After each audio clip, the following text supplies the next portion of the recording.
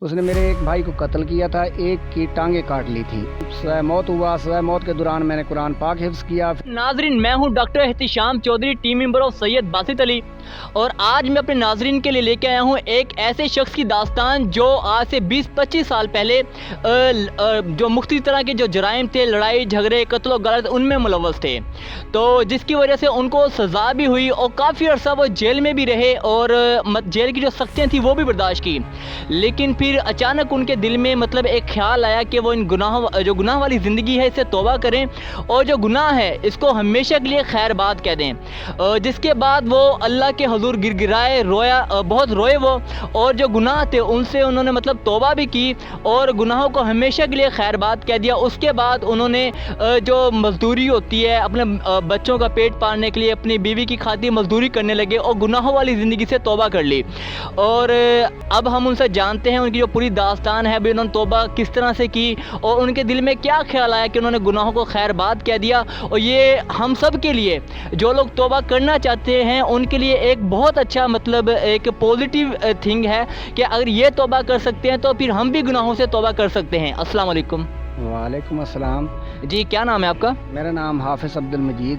अच्छा हाफिज़ साहब, मुझे ये बताएं पहले कि आप पहले किस तरह के जराइम वगैरह हैं, किस तरह के जराइम में मुलव्वस रहे हैं? हाँ जनाब, मैं हाफिज़ अब्दुल मजीद, 62 साल मेरी उम्र है और मैं चक नंबर 253 WB का रहने वाला हूँ। हमारी दुश्मनी थी। खादिम हुसैन एक किरदार था हमारे इलाके में, खादिम हुसैन उर्फ डेडर। उसने मेरे एक भाई को कत्ल किया था, एक की टांगें काट ली थी। उसके बदले में फिर हमारे से भी 7-2-99 को कत्ल हो गए बदले की वजह से। और उसमें मैं सज़ाए मौत हुआ। सज़ाए मौत के दौरान मैंने कुरान पाक हिफ्ज़ किया। फिर सज़ाए मौत ख़त्म हुई तो मुझे सेंट्रल जेल मुल्तान में टीचर लगा दिया गया। 7 साल में सेंट्रल अच्छा, आपने ये जो कुरान हिफ्ज़ किया कितने साल में किया था? ये जनाब 3 साल 2 माह में, ये उसकी सनद भी मौजूद है मेरे पास। और ये 3 साल 2 माह में मैंने इम्तिहान पास किया पंजाब लेवल पे। माशाल्लाह, ये बहुत एक ज़बरदस्त चीज़ है कि इन्होंने एक शख्स जो गुनाहों वाली ज़िंदगी में डूबा हुआ था और फिर अल्लाह ने उनके लिए हदायत का रास्ता खोला, उन्होंने गुनाहों से तौबा की और जेल के अंदर रहते हुए उन्होंने कुरान को हिफ्ज़ किया। ये इनकी सनद जो है मेरे पास है, मैं अपनी नाज़रीन को दिखा रहा हूँ। ये सनद उनकी मेरे पास है।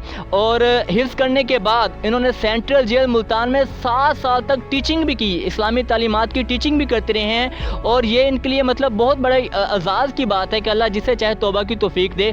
अच्छा, आप ये बताएं, आपके दिल में ये इरादा कैसे आया कि आप गुनाहों से तौबा कर लें? आपने क्यों की गुनाहों से तौबा?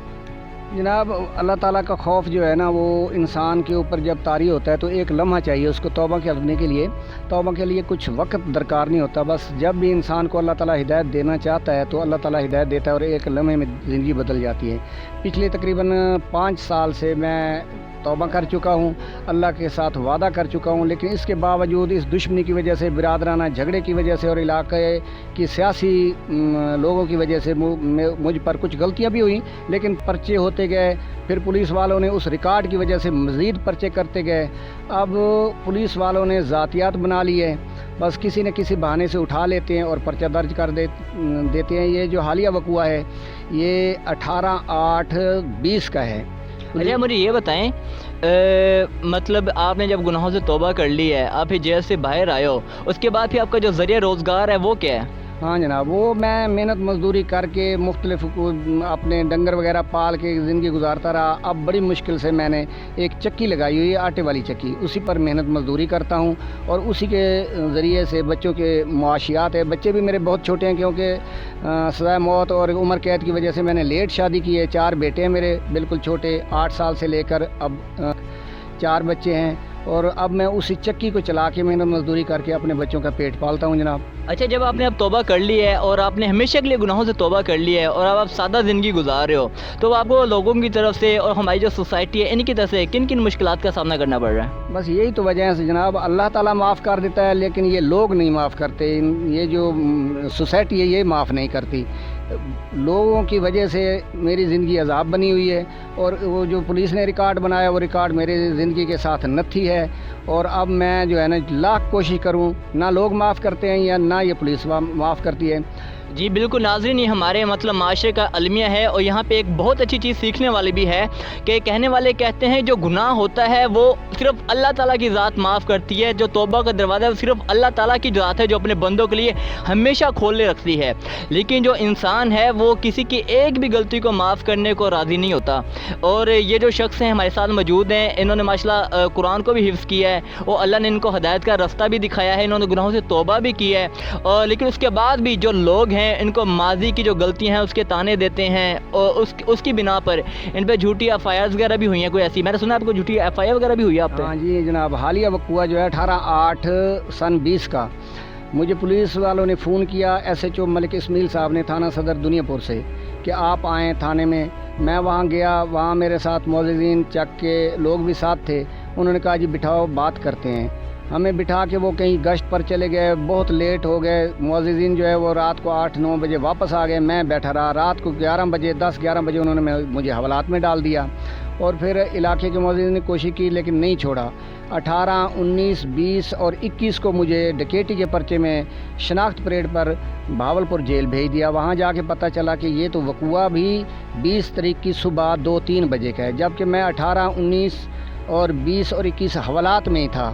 تو میری جو ہے نا اعلیٰ حکام DPO صاحب، RPO صاحب اور جناب عمران خان سے یہی ریکویسٹ ہے کہ جناب ٹھیک ہے، اگر CCTV بھی مجھے جھوٹا کر دیں تو پھر میں ہر سزا بھگتنے کے لیے تیار ہوں۔ اگر CCTV جو حوالات میں لگے ہوئے ہیں CCTV کیمرے، ان کی ویڈیو نکال کر چیک کی جائے۔ اگر میں یہ 18, 19, 20 کو حوالات میں تھا تو یہ ڈکیٹی کیسے مجھ پر ڈکیٹی کا پرچہ ہو گیا، اور میں نے کیسے ڈکیٹی کر لی؟